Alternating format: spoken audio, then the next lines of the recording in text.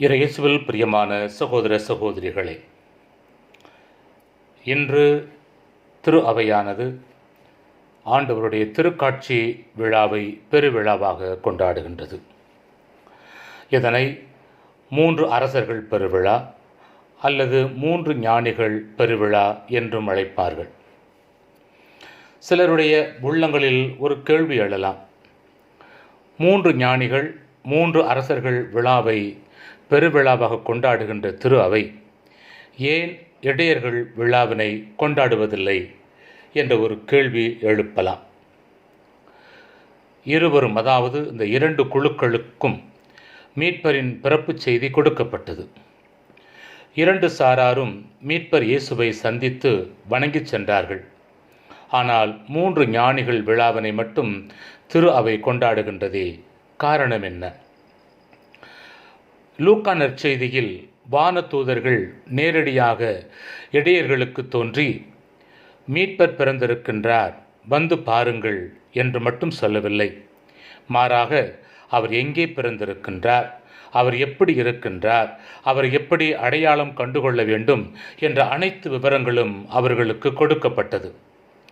அதாவது இன்றைய நாளில் கூகுள் லொக்கேஷன் ஷேர் பண்ணுவது போல வானதூதர்கள் இடையர்களுக்கு விவரங்களை பகிர்ந்து கொண்டார்கள். ஆனால் இந்த 3 ஞானிகள் விஷயத்தில் விவரங்கள் கொடுக்கப்பட்டன, ஆனால் முழுவதுமாக கொடுக்கப்படவில்லை. இந்த மூவரும் ஒரு ஊரில் இருந்து புறப்பட்டு வரவில்லை. அவர்கள் வெவ்வேறு இடங்களைச் சேர்ந்தவர்கள். வானில் திடீரென்று தோன்றிய விண்மீனை கண்டு அதனை ஆராய்ந்து அதன் பிறகு அதன் வழியில் போய் பார்ப்போம் என்று தனித்தனியாக கிளம்பி வந்து அதன் பிறகு பல போராட்டங்கள், பல பிரச்சனைகள், இவைகளை தாண்டி இவைகளை கடந்துதான் குழந்தை இயேசுவை சந்தித்து வணங்க வருகின்றார்கள். இதனைத்தான் நாம் பார்க்கின்றோம். இங்கே மீட்பரின் பிறப்பு பற்றி எந்த விபரமும் கொடுக்கப்படவில்லை. அதாவது லொக்கேஷன் பகிர்ந்து கொள்ளப்படவில்லை. ஆனால் அவர்கள் தங்கள் ஞானத்தை பயன்படுத்தி போய் சேர்வோமா மாட்டோமா என்ற நிலை இருந்தாலும் பல ரிஸ்க் எடுத்து, அதாவது சவால்களை சந்தித்துத்தான் குழந்தை இயேசுவை சந்திக்க வருகின்றார்கள். தங்கள் பரிசுகளையும் கொடுக்கின்றார்கள். இவ்வாறு வந்து குழந்தை இயேசுவை வணங்குகின்றார்கள். எனவேதான் திரு அவை இவர்களின் விழாவை பெருவிழாவாக கொண்டாடுகின்றது. இது ஒரு தேடல், அன்பிற்குரியவர்களே.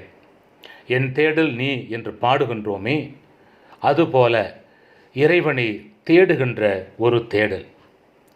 கடவுள் அங்கே காட்சி கொடுத்தார், கடவுள் இங்கே காட்சி கொடுத்தார் என்று மக்கள் கூறுவதை கேட்டு அதனை கேட்கின்ற மக்கள் திருப்பயணிகளாக அங்கே படையெடுத்து போவது உண்டு. அங்கே அந்த மரத்திலே பால் வடிகிறது, ஏதோ இந்த சிலுவையில் இரத்தம் கசிகிறது என்று சொன்னவுடனேயே அதனை பார்க்க வேண்டும் என்ற ஒரு தேடலோடு பல மக்கள் திருப்பயணிகளாக படையெடுத்து போவதை நாம் பார்க்கின்றோம்.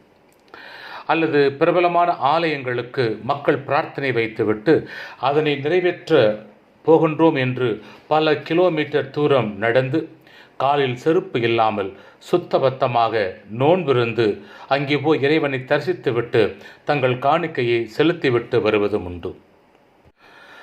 இந்து சகோதர சகோதரிகள் இந்தியாவில் திருப்பதி, பழனி, காசி, ராமேஸ்வரம், சபரிமலை என்று பல இடங்களுக்கு தவமிருந்து தவ உடை அணிந்து கால் கடக்க நடந்து செல்வார்கள். நாம் பார்த்திருக்கின்றோம். இஸ்லாமிய சகோதர சகோதரிகள் நாகூர் செல்வார்கள்.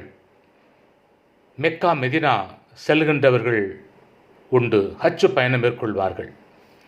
அதுபோல கிறிஸ்தவர்களாகிய நாம், குறிப்பாக கத்தோலிக்க கிறிஸ்தவர்களாகிய நாம் வேளாங்கண்ணி, பூண்டி போன்ற இடங்களுக்கு நோன்பிருந்து தவ ஆடை அணிந்து அங்கே சென்று இறை தரிசனம் பெற்று வருவதை நாம் பார்த்து கொண்டுதான் இருக்கின்றோம். ஏன் இந்தியாவிலிருந்து இலங்கைக்கு கொடுக்கப்பட்ட கச்சத்தீவு என்ற சிறு தீவிலே இருக்கின்ற அந்தோனியார் கோவில் திருவிழாவிற்கு எத்தனையோ மக்கள் போக ஆர்வத்தோடு இருக்கின்றார்கள். பல பேருக்கு அனுமதி கிடைக்கவில்லை என்றாலும் ஆயிரக்கணக்கான மக்கள் ஒவ்வொரு வருடமும் சென்று வருவதை நாம் பார்க்கிறோம். இவர்கள் அனைவருமே ஒரு தேடலோடு செல்கின்றார்கள்.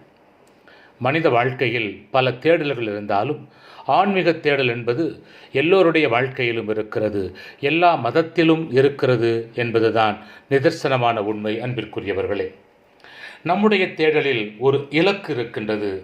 எங்கே போகின்றோம், எத்தனை நாள் எடுக்கும் என்று தெரிந்து நாம் நம்முடைய பயணத்தை திட்டமிடுவோம். ஆனால் இன்றைய விழா நமக்கு வித்தியாசமான சிலரின் அனுபவத்தை நம் கண்முன் கொண்டு வருகிறது. கீழே நாடுகளில் இதனைத்தான் கிறிஸ்துமஸ் விழா என்று கொண்டாடுகின்றார்கள். இறைவன் தன்னை வெளிப்படுத்திய நாள் என்று.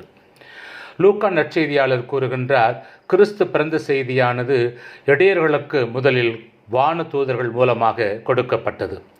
இன்று ஆண்டவராகிய மெசியா என்னும் மீட்பர் உங்களுக்காக தாவீதின் ஊரிலே பிறந்திருக்கின்றார் என்று வானதூதர் தெளிவாக கூறுகின்றார். அதன் பிறகு அவர்கள் போய் பார்த்தார்கள்.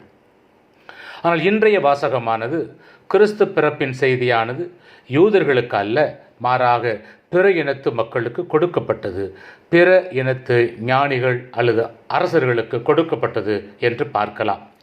நாம் ஆரம்பத்தில் சொன்னது போல இந்த ஞானிகள் அல்லது இந்த அரசர்கள் ஒரே நாட்டினை சேர்ந்தவர்கள் அல்ல, வெவ்வேறு நாட்டினை சேர்ந்தவர்கள். வானத்தில் தோன்றிய அந்த ஒரு விண்மீன் வித்தியாசமாக உதித்ததை சுடர்விட்டு வீசியதைக் கண்டு, ஏன் இந்த விண்மீன் வித்தியாசமாக இருக்கிறது என்று கண்டு அதனை ஆராய்ந்து அதன் பிறகு அதனை பின்பற்றி புறப்படுகின்றார்கள். ஒவ்வொருவரும் ஒரு இலக்கோடு வெவ்வேறு இடங்களிலிருந்து பயணம் மேற்கொள்ளுகின்றார்கள். எத்தனை நாள் எடுக்கும் என்று அவர்களுக்கு தெரியாது. ஒரு நாளா 2 நாளா என்று தெரியாமல் இருந்தாலும் அந்த பயணத்தை அவர்கள் மேற்கொள்ளுகின்றார்கள். எங்கே போகிறோம் அவர்களுக்கு தெரியாது. போகும் பாதை பாதுகாப்பானதா அல்லது ஆபத்தானதா அவர்களுக்கு தெரியாது. போகிறோமே, பத்திரமாக திரும்பி வீட்டிற்கு வருவோமா, அதுவும் தெரியாது. எவ்வளவு கஷ்டங்கள் இருக்கும், அதற்கு தேவையான பொருட்களை எடுத்துச் செல்ல வேண்டுமா வேண்டாமா, அதுவும் தெரியாது. ஆனாலும் போக வேண்டும் என்ற ஒரு வெறித்தனத்தோடு அவர்கள் அந்த நட்சத்திரத்தின் பின்னால் செல்வதை நாம் பார்க்கின்றோம். எதுவும் உறுதி இல்லாது இருந்தும் நாம் நிச்சயம் போய் பார்ப்போம், இறைவனை தரிசிப்போம், அதற்காக எதனையும் தாங்கிக் கொள்வோம் என்ற இலக்கோடு லட்சியத்தோடு அந்த நட்சத்திரம் காட்டிய வழியில் பயணிக்கின்றார்கள் அந்த மூவரும். இன்றைய முதல் வாசகம் கூட இப்பேற்பட்ட ஒரு நிகழ்வை இறைவாக்கினர் எசாயா நூலிலே முன்னுரைப்பதை நாம் பார்க்கலாம். எழு, ஒளி வீசு, உன் ஒளி தோன்றியுள்ளது. பிற இனத்தார் உன் ஒளி நோக்கி வருவர், மன்னர் உன் உதய கதிர் நோக்கி நடைபோடுவர். சேபான் நாட்டினர் யாவரும் பொன் நறுமணப் பொருள் ஏந்தி வருவர் என்று இறைவாக்கு உரைக்கின்றார். ஆம், எழு, ஒளி வீசு, உன் ஒளி தோன்றியுள்ளது. ஒரு விண்மீன் தோன்றியுள்ளது. அது பிற இனத்து மக்களுக்கு அது காட்டுகின்றது. அந்த மன்னர்கள் அந்த கதிரை நோக்கி நடைபோடுவர். அடிமைத்தனத்திலிருந்து இஸ்ராயேல் மக்கள் விடுதலை பெற்று மீண்டுமாய் எருசலேம் வந்து இறைவனை தரிசிக்கும் போது அந்த இறைவனை, விடுதலை கொடுத்த இறைவனை புறவினத்து மக்களும் அறிந்து அவரை வழிபட திரளாய் வருவார்கள். இறைவன் எல்லா மக்களுக்கும் கடவுளாய் இருப்பார் என்றுதான் கூறுகிறது இந்த வாசகம். சங்கீதம் 72 அதிலே அந்த ஆசிரியர் கூறுகின்றார், பாலை வெளி வாழ்வோர் அவர் முன் குனிந்து வணங்குவர். தார்சு அரசர்களும் தீவுகளின் அரசர்களும் காணிக்கைகளை கொண்டு வருவார்கள். செபாவிலும் உள்ள அரசர்கள் நன்கொடைகளை கொண்டு வருவார்கள். எல்லா அரசர்களும் அவர் முன் தரை மட்டும் தாழ்ந்து வணங்குவார்கள் என்று இயேசுவின் பிறப்பையும் புறவினத்து அரசர்கள் வருவார்கள் வணங்குவார்கள் என்று முன் அறிவிப்பதையும் நாம் திருப்பாடல் 72 பார்க்கலாம். அன்பிற்குரியவர்களே, இந்த 2ஆம் வாசகத்தில் பிற இனத்தாரின் அப்போஸ்தலரான பவுலடியார் கூறுகின்றார், நற்செய்தியின் வழியாக பிற இனத்தாரும் கிறிஸ்து இயேசுவின் மூலம் உடன் உரிமையாளரும் ஒரே உடலின் உறுப்பினரும் வாக்குறுதியின் உடன் பங்காளிகளும் ஆகியிருக்கின்றார்கள் என்ற செய்தியினை கொடுப்பதை நாம் பார்க்கலாம். அதாவது கிறிஸ்துவின் இந்த வெளிப்பாடானது அனைத்து மக்களையும் ஒன்று சேர்த்திருக்கின்றது. கடவுள் தனிப்பட்ட இனத்திற்கு மட்டும் உரியவர் அல்ல, அவர் அனைவருக்கும் உரியவர் என்ற உண்மையை அவர் எடுத்துரைப்பதை நாம் பார்க்கலாம். நற்செய்தியில் ஞானிகள் இயேசுவை பார்க்க வந்ததாகவும் வழிகாட்டிய விண்மீனை பின்பற்றி வந்தோம் என்று கூற, அரசன் பயப்படுகிறான், ஏரோது அரசன் பயப்படுகிறான். ஏன் ஏரோது அரசன் ஒரு குழந்தையின் பிறப்பை பார்த்து பயப்பட வேண்டும்? காரணம், அரசன் எங்கே பிறந்திருக்கிறார் என்று கேட்டதால், நான் தானே அரசன், என் நாட்டில் இன்னொரு அரசனா, எனக்கு எதிராக அவன் பிறந்திருக்கிறானா என்ற ஒரு கோபம் தலைக்கேறுவதை நாம் பார்க்கிறோம். அதே மனநிலைதானே இன்று இந்த மக்களை ஆளுகின்ற பல பேரிடம் இருக்கிறது. நான் அநியாயமாக ஆட்சி செய்தாலும் நான் தான் இறுதி வரையிலும் என் வாழ்நாள் முழுவதுமாக அரசராக இருக்க வேண்டும், இந்த மக்களை ஆள வேண்டும், எப்படியாவது இந்த மக்களை ஆள வேண்டும், தவறான வழிமுறைகளை பயன்படுத்தி நான் ஆள வேண்டும் என்று நினைத்து கொண்டிருக்கிறார்களே. அவர்களுக்கு எதிராக ஒரு அரசன் வருகிறான், அவர்களுக்கு எதிராக ஒரு வலிமையான எதிர்க்கட்சி தோன்றுகிறது என்றால், அந்த எதிர்க்கட்சியை அழிப்பதற்கு, அந்த கட்சி தலைவரை அழிப்பதற்கு ஒரு அரசன் எப்படியெல்லாம் செயல்படுகிறான் என்பதை நாம் வாழும் இந்த உலகத்தில் பார்த்து கொண்டுதான் இருக்கிறோம். அதுதான் அன்று ஏரோது மன்னனுக்கு நடந்தது. எனவேதான் அவர்கள் சொன்னவுடனே அவன் கோபப்படுகிறான். எத்தனை ஞானிகள் வந்தார்கள், அவர்கள் யார் என்ற ஒரு கேள்வி எழுகின்ற பொழுது, விவிலியம் எத்தனை பேர் என்று சொல்லவில்லை, மாறாக விவிலியத்தில் காணிக்கையாக கொடுக்கப்பட்ட பொருட்கள் 3 இருப்பதால் 3 ஞானிகள் வந்திருக்கலாம் என்று கருதுகின்றார்கள். சில அறிஞர்கள் கூறுகின்றார்கள் 3க்கும் மேற்பட்டவர்கள் வந்திருக்கலாம் என்று ஒரு சாரார் கூறுகிறார்கள். இன்னும் ஒரு சிலர் இந்த ஞானிகளில் பெண்களும் இருந்திருக்கலாம் என்று அவர்களும் கூறுகின்றார்கள். இவர்களில் ஒருவர் பாரசீகத்தைச் சேர்ந்தவர், அவர் பெயர் மெல்காயர் என்றும், இந்தியாவைச் சேர்ந்தவர் கஸ்பர் என்றும், அரேபியாவைச் சேர்ந்தவர் பல்தசார் என்றும் ஒரு சில அறிஞர்கள் கூறுவதை நாம் பார்க்கலாம். இவர்கள் மூவரும் தான் இயேசுவை தேடி வந்தார்கள் என்று கூறுகின்றது.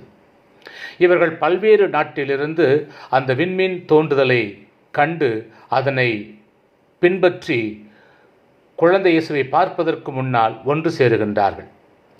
இவர்கள் தங்கள் வாழ்க்கையில் சந்தித்த இடையூறுகள் பல்வேறு, நிச்சயமாக சொல்லி மாள முடியாத அன்பிற்குரியவர்களே. அத்தனை இடையூறுகளையும் கடந்து எளிமையை வடிவாய் பிறந்த பாலன் இயேசுவை பார்க்க அவர்கள் வருகின்றார்கள். அரசராய் பிறந்தவர் எங்கே என்று கேட்டதும் மன்னன் கலங்கினானே. மன்னன் மட்டுமா கலங்கினான்? அந்த மக்களும் தான் கலங்கி நின்றார்கள். இவர்களால் இயேசுவை அரசனாக ஏற்றுக்கொள்ள முடியவில்லை. ஆனால் இவர்கள் மகிழ்ச்சியாக இறைவனை தேடி முன்னோக்கி வருகின்றார்கள். விவிலியத்தின் முதல் 5 புத்தகமான தோராவின் விளக்க உரையிலே யூத ரபிகள் கூறுகின்றார்கள், ஆபிரகாம், ஈசாக்கு, யாக்கோபு போன்றவர்கள் பிறக்கும் போதும் நட்சத்திரம் தோன்றியது என்று. என்னாகமத்திலே 24 அதிகாரம் 17 வசனத்திலே இவ்வாறு பார்க்கிறோம். இறைவாக்கினர் பிலயாம் இவ்வாறு கூறுகின்றார், யாக்கோபிலிருந்து விண்மீன் ஒன்று உதிக்கும், இஸ்ராயேலிலிருந்து செங்கோல் ஒன்று எழும்பும் என்று அதன் ஆசிரியர் கூறுகின்றார். அவர்கள் கொண்டு வந்த பரிசுப் பொருட்கள் என்ன?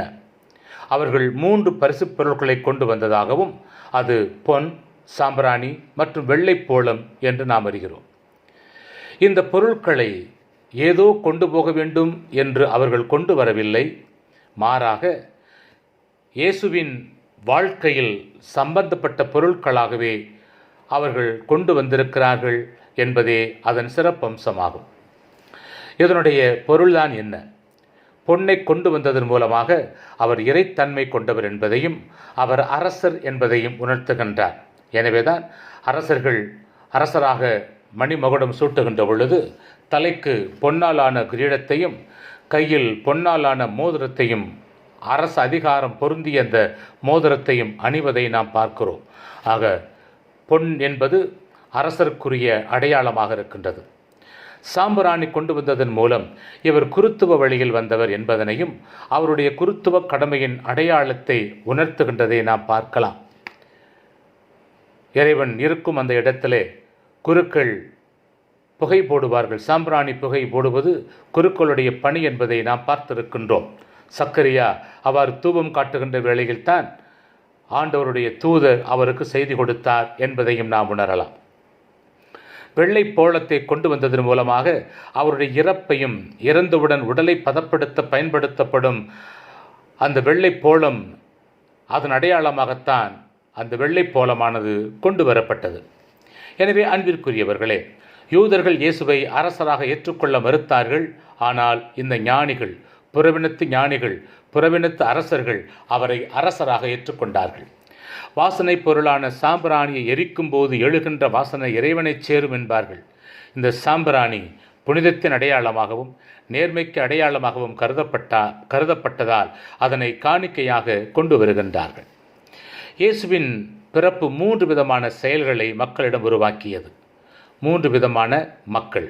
முதல் குழுவினர் அரசன். அரசன் உள்ளத்திலே வெறுப்பு மண்டி அவரை கொல்ல வேண்டும் என்று நினைக்க தோன்றியது. 2வது குழுவினர் மக்கள். இந்த மக்கள் மனதிலே எது நடந்தால் எனக்கென்ன என்ற ஒரு மனநிலையை அது உருவாக்கியது. 3வது குழுவினர் இடையர்கள், ஞானிகள். இவர்கள் உள்ளத்திலே மகிழ்ச்சியை கொண்டு வந்தது இயேசுவின் பிறப்பு என்கிறார் ஒரு ஆசிரியர். எனவே அன்பிற்குரியவர்களே, இந்த 3 குழுவினரில் நாம் எந்த குழுவை சேர்ந்தவர்களாக இருக்கின்றோம்? அழிக்கும் குழுவா, கண்டுகொள்ளாத குழுவிலா, அல்லது மகிழ்ச்சியை பகிர்ந்து கொண்ட குழுவிலா?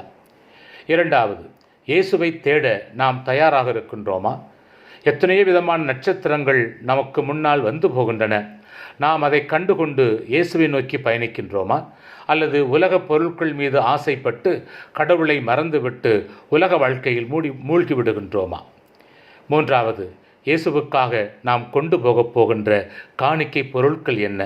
பரிசு பொருட்கள் தான் என்ன? 4வது, எங்கே என்று தெரியாமலே அவர் மீது நம்பிக்கை வைத்து பயணித்தது போல நம்மால் இயேசுவின் மீது நம்பிக்கை வைத்து நாம் செல்லக்கூடிய மனநிலையில் உள்ள மக்களாக இருக்கின்றோமா? சிந்தித்து பார்ப்போம். எனவே அன்பிற்குரியவர்களே, ஆண்டவருடைய திருக்காட்சி விழாவில் ஆண்டவர் அனைத்து மக்களுக்கும் அவர் வெளிப்படுத்தி இருக்கின்றார். எல்லா மக்களுக்கும் கடவுளாக இருக்கின்றார். இடையர்களையும் ஞானிகளையும் ஒன்றாக அழைத்து வந்த கடவுள் இன்று உங்களையும் எங்களையும் அந்த இயேசுவை காண திருக்காட்சி விழாவில் பங்கெடுக்க அழைக்கின்றார். எனவே ஆண்டவர் இயேசுவை சந்திப்போம். ஆண்டவருக்கு பிரியமான பிள்ளைகளாக வாழ்வோம். அவர் விட்டு சென்ற அந்த நல்ல காரியங்களை நம்முடைய வாழ்க்கையிலும் தொடர்ந்து செய்ய தேவையான வரத்தை இறைவன் தர வேண்டும் என்று சொல்லி தொடர்ந்து நாம் ஜெபிப்போம். ஆமென்.